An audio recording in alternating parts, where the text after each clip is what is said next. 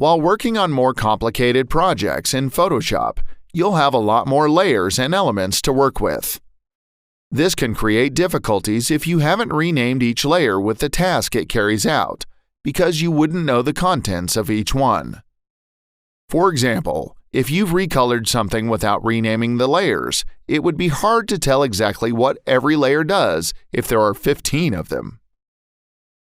This is why in Photoshop there is an option to group the layers. This is very useful because it lets you keep your workspace clean and tidy.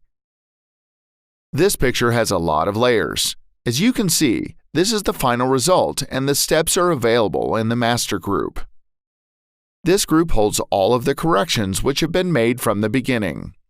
Upon opening it, you will be able to see the subgroups which hold corrections too. Without these groups, it would be hard for me to know what each thing is, and it would take me a lot more time to find a layer I'd like to make changes to. This is why I group my layers when working with a larger document.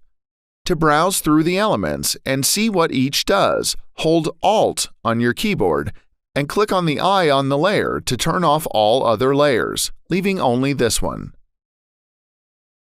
Editing such pictures is timely, but in no way difficult. All you need is the precise explanation of the steps to achieve these results.